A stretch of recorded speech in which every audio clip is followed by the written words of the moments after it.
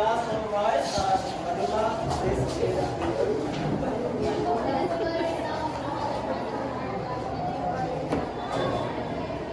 Almighty God, our Creator and guide, may we serve you with all our heart and know your holy word. We ask for your guidance as we go through our retreats. We ask this through our Lord Jesus Christ, your Son, who lives and reigns with you and the Holy Spirit, one God, forever. Okay, so before you settle down, please take a piece of paper under your chair and align your chair accordingly.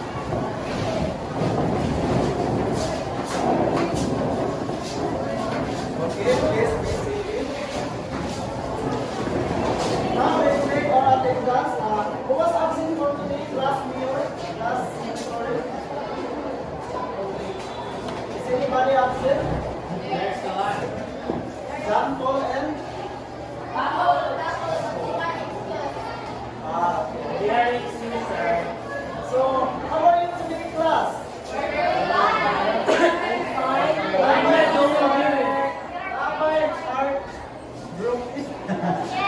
Bakit naman? Ako. Sige, mag-focus ka muna. So, before we proceed our class this afternoon, I want to implement my classroom rules and regulation. So, first, if the lecture is discussing in room, I want you to listen very well and do not gossip your seatmate to avoid noise distraction. Secondly is, do not answer in chorus and raise your hand if you want to answer my question. So for the students who want to answer my question, there will be a reward after the answer. Yes! Wow! Okay, so now, who can recall or recap our topic class meeting? Is anyone in the class? Okay, Miss Baltasa. Say what was our topic class meeting?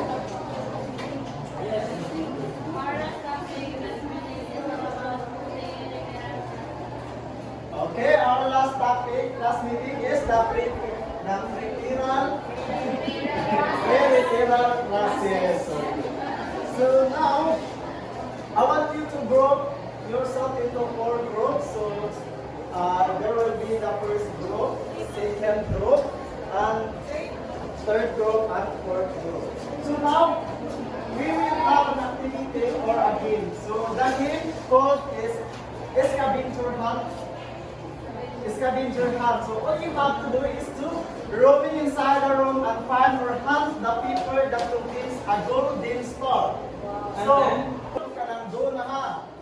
So for those groups na makapound sila ang daghang nga paper, kaya na ay golden stars, so sila ang consider na winner and they will receive a reward. So ang reward is worth of 5 million.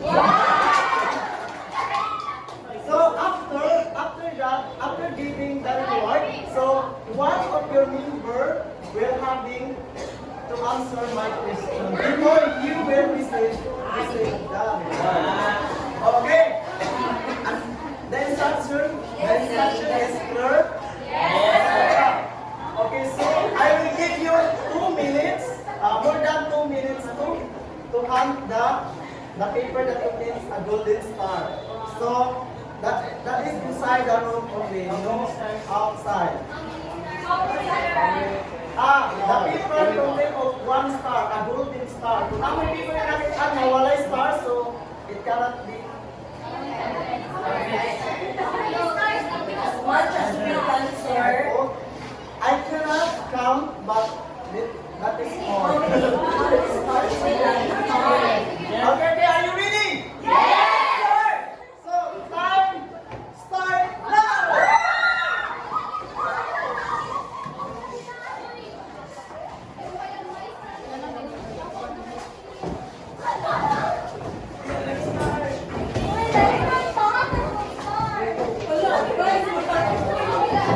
Oh, 20 seconds left. 20 seconds.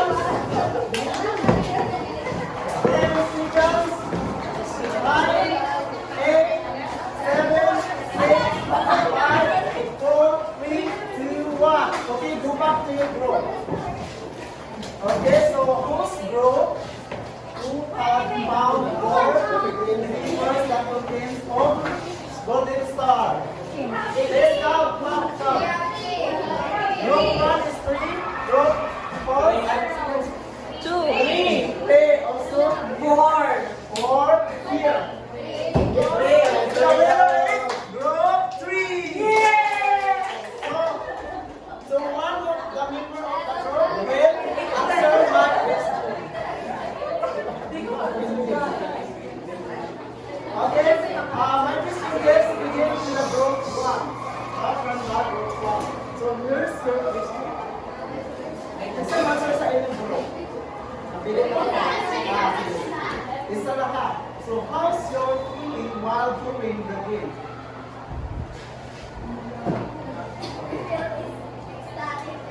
Enjoyment. Enjoy that. Is that enjoy? And reading those stars. Wow, very good. Isang bagsak sa group 1. Wow, very good.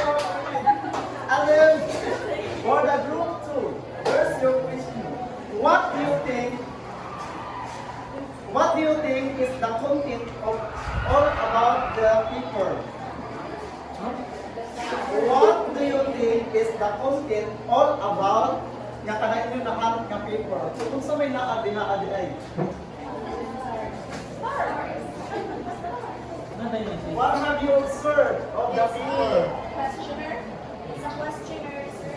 Okay, one member will be answer the question. Please. So the this What? Yes, what have you observed about the paper?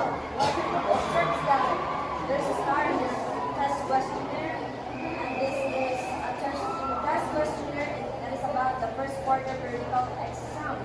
I see. Okay, thank you. Dalawang bagsak para sa group 2.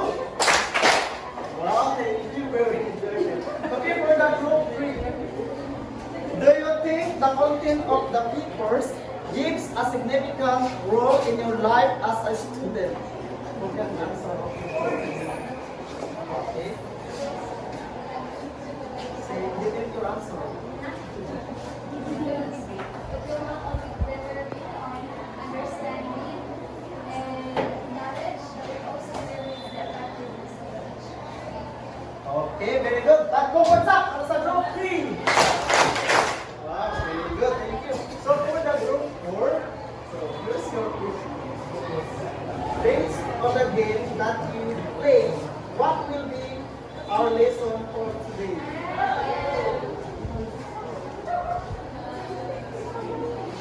Let's stand up. CBIB.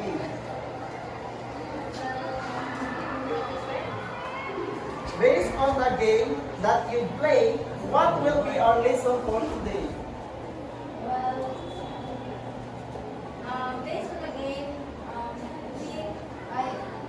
Based on the papers that we have collected, our lesson for today is all about assessment. Wow, very good. Apat na bagsak para sa grupo.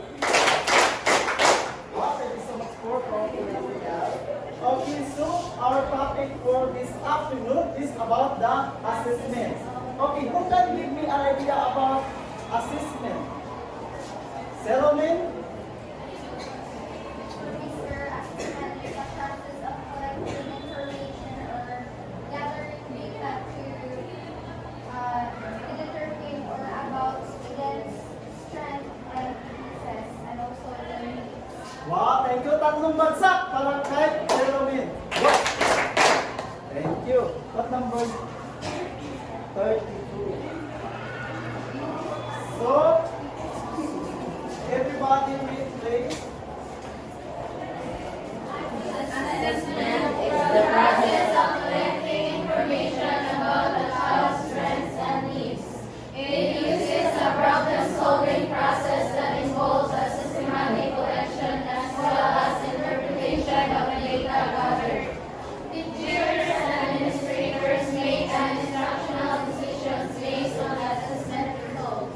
Okay, thank you.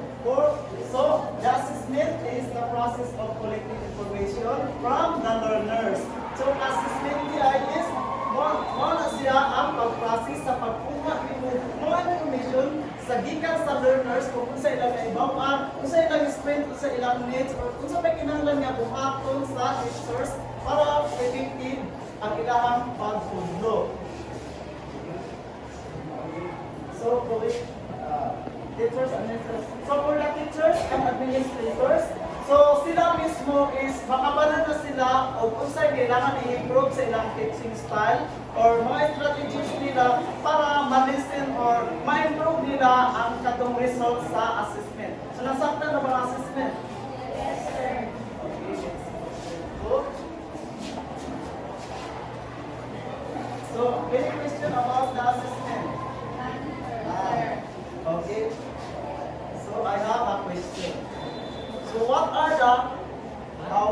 are the teachers, educators having the assessment after the end of the discussion or the topic? Okay, so I saw him. She's the first who answered. Okay. For me, sir, the educator or administrator,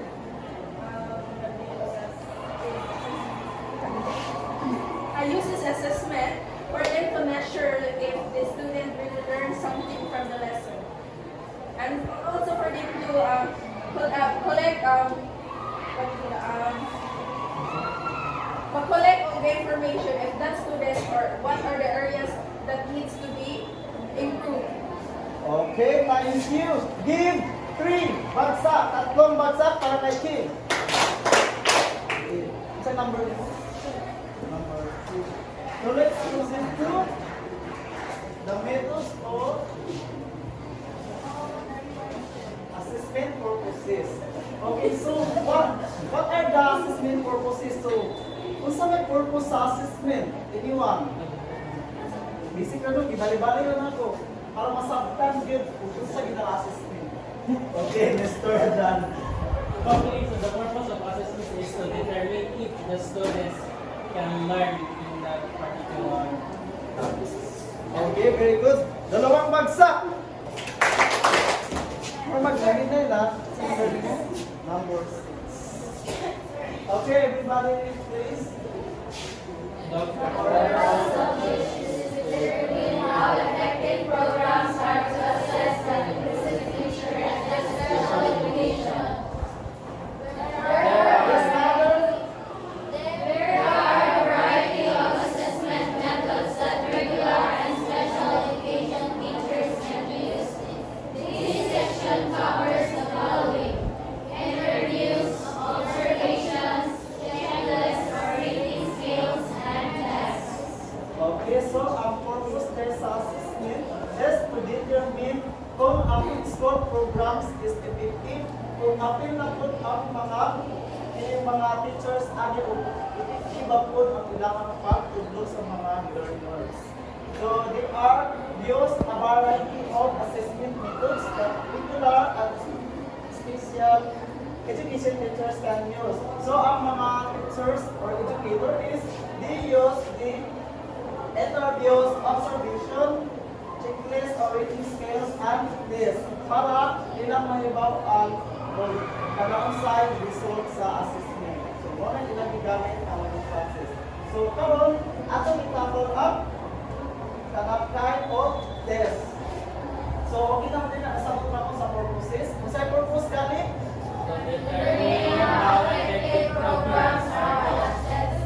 Wow, very good. To determine if the school program is effective, and then to assess po sa learners kung sa ilang needs pa o sa mga teachers po o educator kung sa pa po ilang dapat i-enhance sa ilang teaching strategies or teaching style.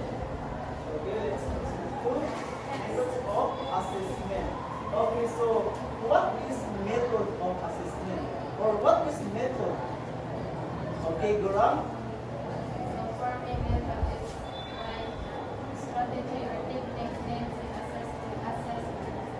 Okay, very good. Isang bagsak para kay dalawang bagsak para kay Gurang.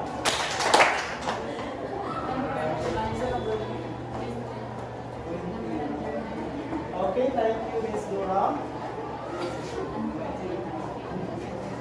Okay, so ang methods of assessment is a tools na siya magigamit para tools ni siya magigamit para sa assessment. So, mo ni siya ang test. So, kung sila gigamit para sa assessment, para mo-assess na, para makuha og data, gathering, so, test.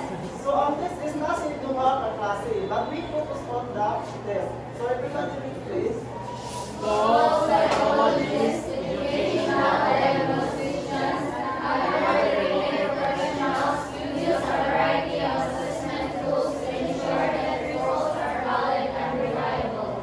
Okay, so ang mga assessor, mga school psychologists, or kato mga diagnostician is ilang i-test ang learners kung napa sa educational background or kanang napa sila yung learning before sila ning proceed or ning placement sa lating year level. So, ang test is gigamit sa mga assessor to ensure that ang result nila is valid and reliable. So, nga valid and reliable ang ining test? It is because kung pilang item ang question is mo na siya ang answeran. So, naas siya standardized sa assessment. Unlike sa kanang assessment, kanang interviews, mga oral recitation is dili siya valid ha. So, kini siya test is valid. Now, let's proceed to norm reference test. So, unsa ka ang norm reference test mo? So, everybody take this. Are standardized assessments that compare a child's performance with a representative sample of students of the same chronological age. Okay, so now who can explain, who can give an idea about the norm reference test? Anyone? From group 2, group 3, group 4? Okay, so gusto mo number or usap ko?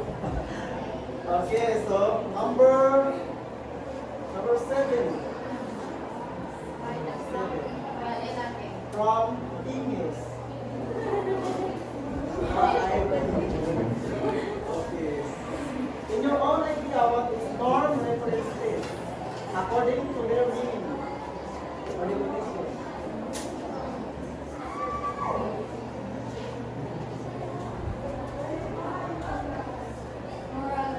Not here, reference, like standardized assessments na i-compare daw ang child's performance sa iyang same report nga age.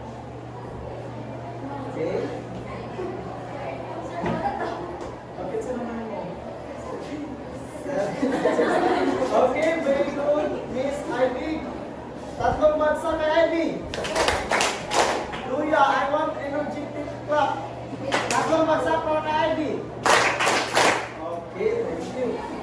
So, ang norm reference test type is, according to Ivy is, kanang mga learners nga kanang exam sila nga kapalatuloy sila kita. So, example for norm reference test. Okay, give me an example. Okay, Miss, what's your name? Aubrey. Example na college entrance exam. Wow, very good. Tatlong bansa para kay Aubrey. Okay, ang normal reference test is, ang example niya is entrance exam. Okay, good. So, ang normal reference test is, bawal siya ang by regional, by division, by schools nga examination nga student samples only. So, for example, the elementary school, so nakuha lang sila of grade 3, grade 6, sa naman, sa high school, grade 12, grade 10. So, unsa man siya nga test? What siya gitawag og NAT or National Achievement Test. So, muna siya ang core or sakto nga example ang norm reference. Kaya ano ba? In this, ang learners anang chronological age nga pala grade 3. So, para kaya ang slide edad no. Nga ilang i-compare po, ang ilang i-acknowledge ang grade 6 kung unsay living up sa learning from grade 3 to grade 6. Kanya ang katong sa grade 12. So ang non-reference test is ang ilang exam ani is by schools or division or regional. So for example, elementary sa nila na division, nga division ko dito sa Picas, nga regional na siya ba? Kung siya pang national nga exam.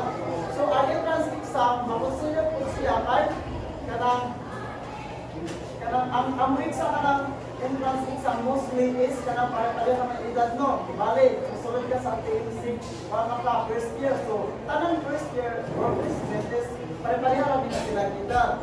Kunya ang anak ko sila nga ng exam is di ka na sila sa lain-lain nga lugar, lain-lain nga eskwelahan po. So makonsider po siya nga non-reference test at entrance exam.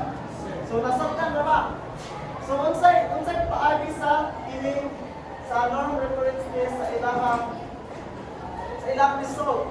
So kini siya nga assessment is ang paagi silang result is by rank.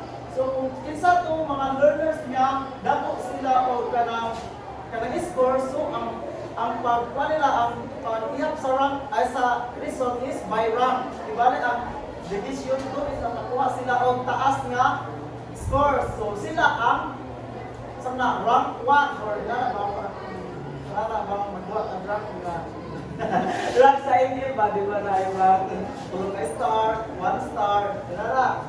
So nakasabot ka sa non-reference test. Yan. Okay. So ang inyong reward ha, unya i-click na to. Okay. Ang ihatag karon, magkagubot mo na mangayon ang mangayon, so ma-distract na ay noise na distraction. Okay? Kaya, kabilang-bilang sa ako. Okay, so mo po siya ang duha ka klase of test. So non-reference test, na ikaduha is ang criterion reference test. So, what is criterion reference test? So, put and give me an idea. Anyone? Okay, so everybody read this. Compare house performance based on established standards and competencies and can be used to describe student performance. Scores are typically reported as a simple numerical score, representing algorithm analysis, letter grades, or graphic score report. Okay, who can give me an idea about the criterion reference test? Okay, yes. So, in my own opinion, my career first test is the, what you call that? Ano bang, atong sinan periodical? Examination. Anong, para na ka, midterm examinations. Ayan, at mga major exams na bilis ay career first test kayo.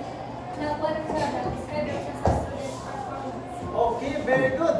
Apat na bagsak para kay Angelica. Ay, Angelica na sorry. Okay, apat na bagsak. Okay, thank you so much, Miss Angelica.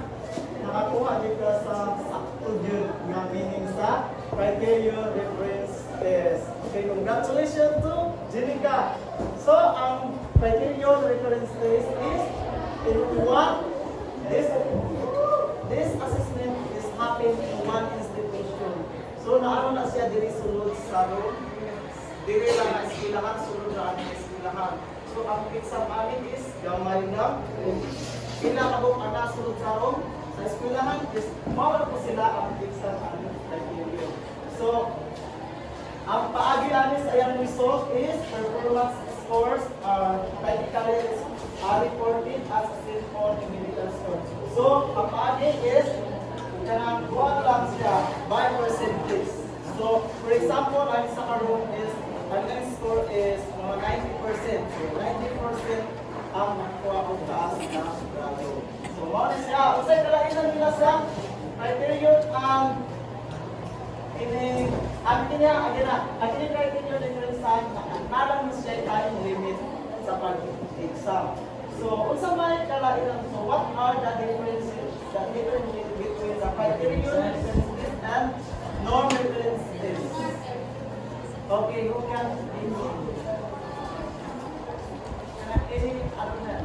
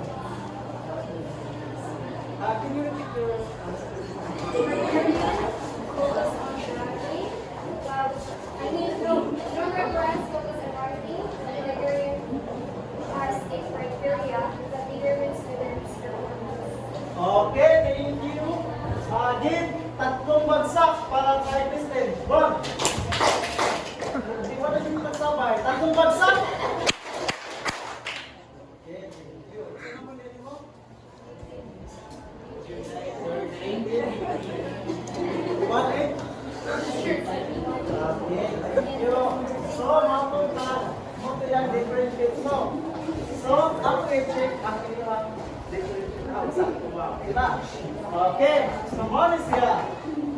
Ang norm reference test is to rank a student based on this achievement. So, kung ang ilang na-achieve is by rank. And then the scores are given as rank based on the other student's scores. So, mo siya by rank. So, kung kinsa itong nakakuha o taas na score, so, nasa sa rank 1. Or nasa sa gold medalist. Nasa siya.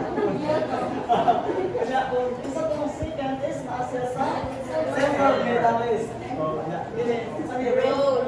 Bronze. So, nasa siya. So, assists a very large number of students. So, ang norm is nag-assist siya og daghan nga mga learners, mga students kay di ba regional siya by division or national siya katibukan. And then develop on a state of national level. So kung national siya, this usually take a longer period of time. So taas siya og time nga ibig ang kadtong assessment exam. Sir, excuse me, sir. LPT is considered as the example of norms. LPT I take it as for exam. For the example of the norm reference is national achievement test. So, How about nag-plan na siya, nag-focus siya sa achievement sa mga students. Kaya ang board is live naman siya.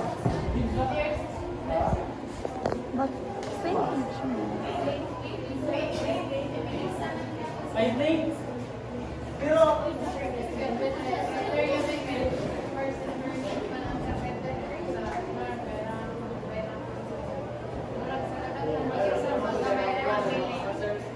oh, mamara.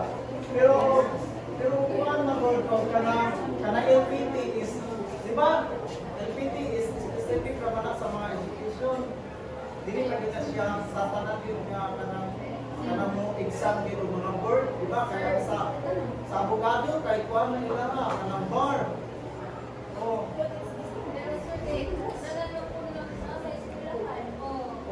Oh, tanan lagi siya, pero di ba chronological age man siya?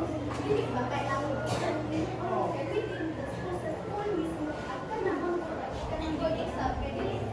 Hindi man siya high school. Di ba, national? Sama. I'm curious kasi, sir.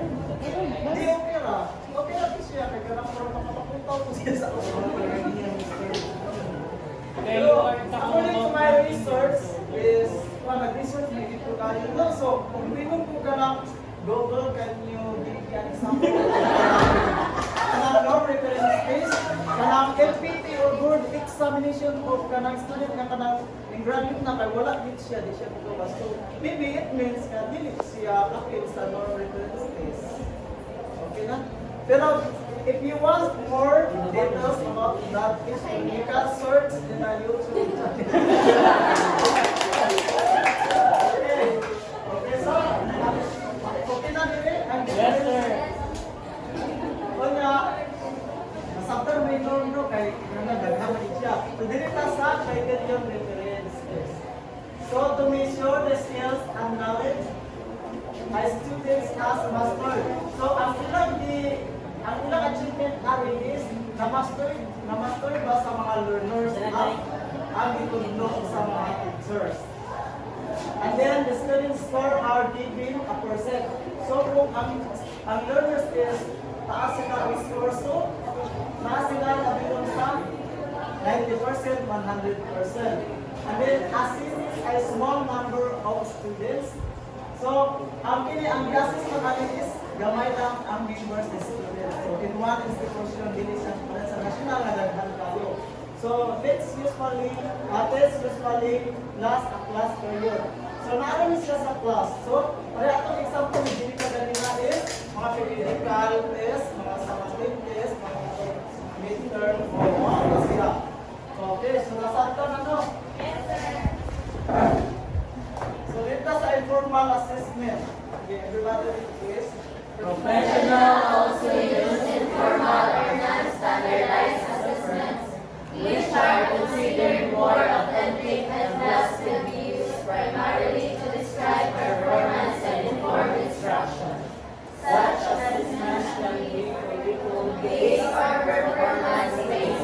such as the teacher-made instruments used in classrooms and portfolio assessments. For example, The use of reading inventories where a teacher listens Shall read while what counting for accuracy and speed is an example of an informal assessment. okay, so ang formal assessment, so ang mga professional na mga professional also use informal or kanang mga formal na mga assessment or informal assessment to assist the learners. So, for example, sa informal assessment, okay, curious ko na. Portfolio and work Okay, thank you. Isang bagsak. Ayaw, isang bagsak. Number Okay. 23. 4 after 3. Ah, 3. 33. Ay, ito mo. 3. Siya 33. How about After our discussion. Okay, so may example sa informal assessment. For example, the teachers will having an oral recitation. So, muna sa mga informal, right? Yan din sa informal kay dili yung result is dili valid, walay reliable na result. O, wala din po siya standard.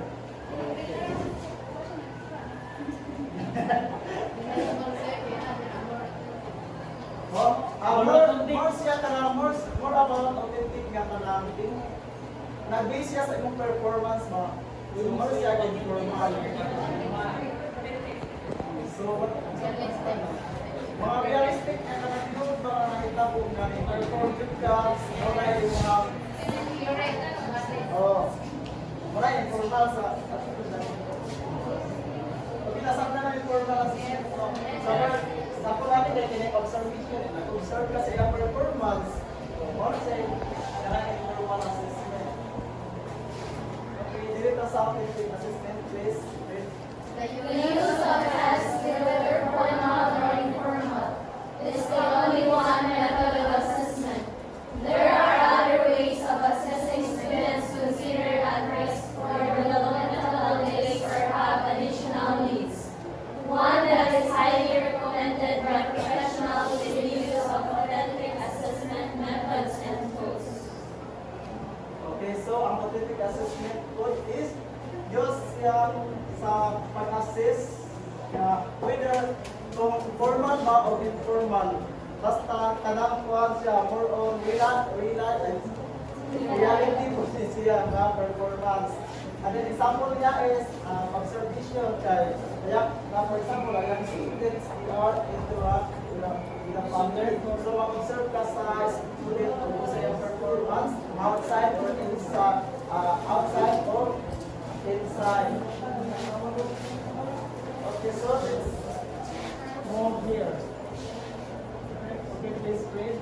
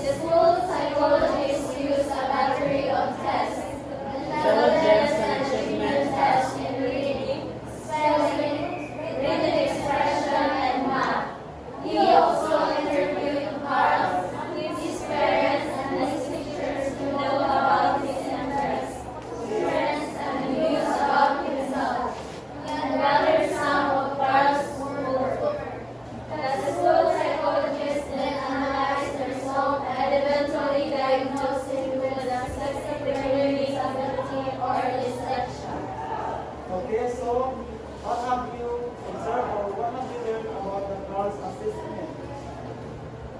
Okay. So, CARS assessment. So, hindi assessment si CARS. Okay?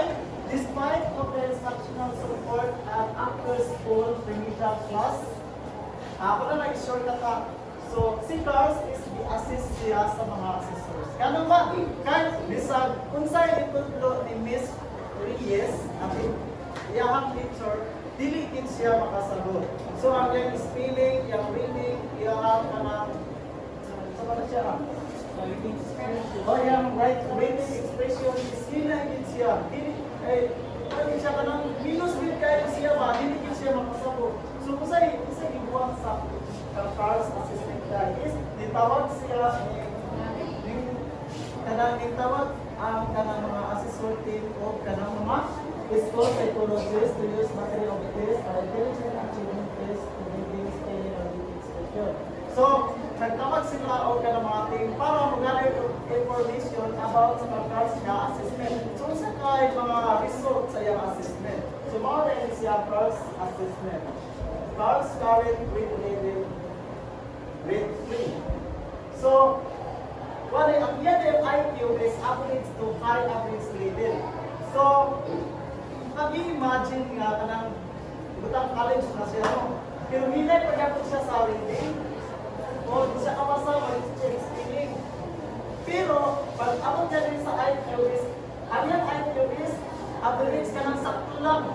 Kanang, iba ba, for example, is ang bata imong gipakanta sa video niya, pero bigit siya magkanta. Pronounce niya tarong ang word, pero papasakon nimo siya dili siya makabasa. So man siya gitawag na IQ average to high average level.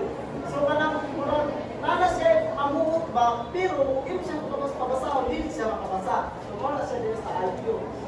Okay, sa reading na pod, ayan level kay beginning grade 1. So imagine college, katang college na siya, pero dili pa gyapon siya makabasa. Para kami ni ma'am ang pira nga college na mga kanang mag-isun basa. So kung sa pagtutok ana siya, pero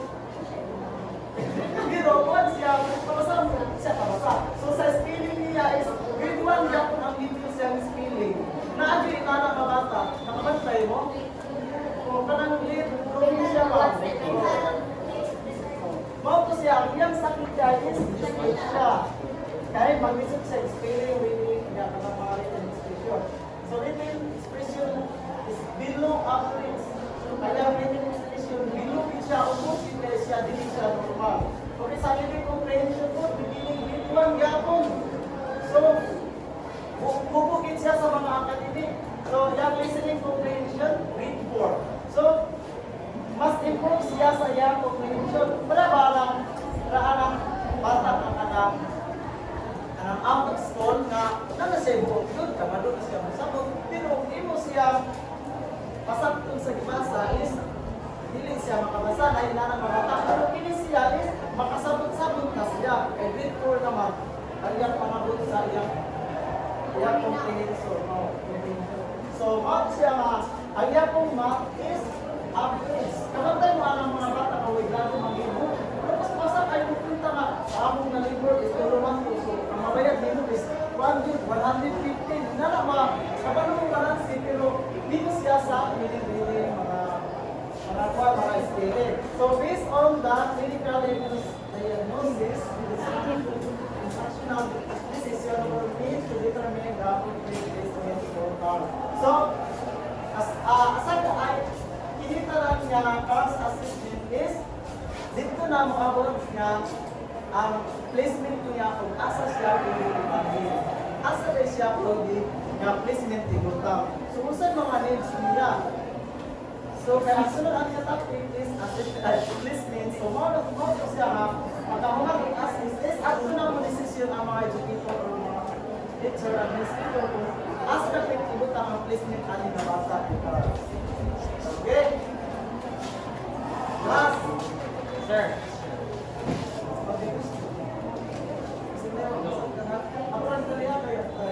Okay, so assessment principles.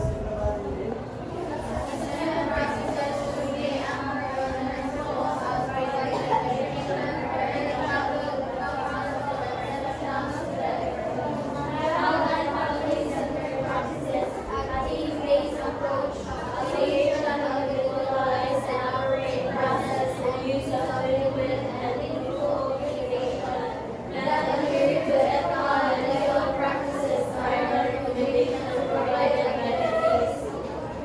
Okay, so assessment principles is ang kailan ang dili nga aron dili masabta no. Ang clinical assessment is kanang nakabase dito sa DCC, sorry DCC.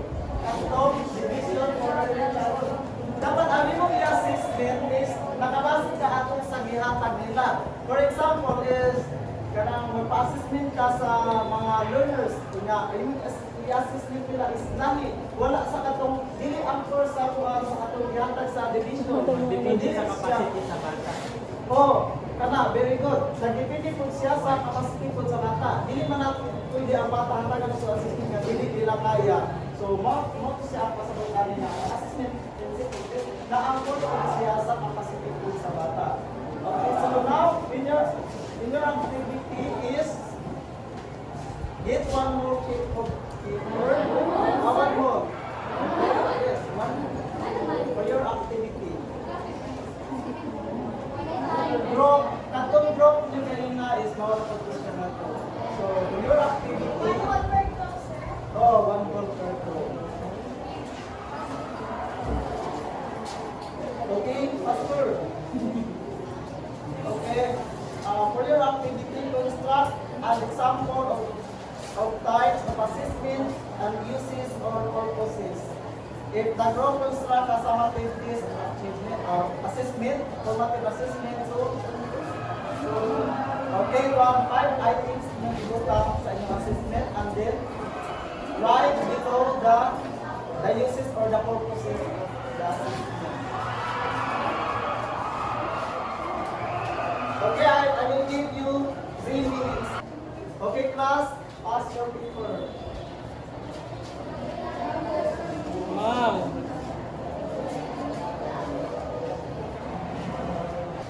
For your assessment direction, give 1/4 crosswise of paper and modify true or false. Write true if the underlined word is correct, but if it is false, write the correct answer in the space provided.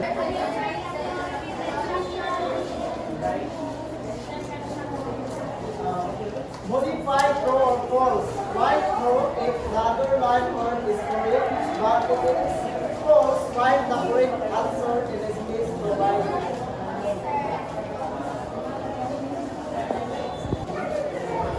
Okay, class, are you done? Pass your paper 1, 2, 3, 4, 5, 6, 7, pasa lang ako sa katigan.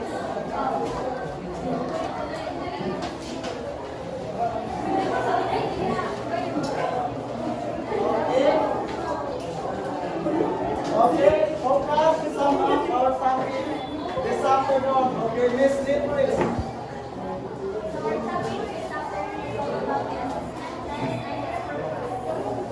Okay, thank you.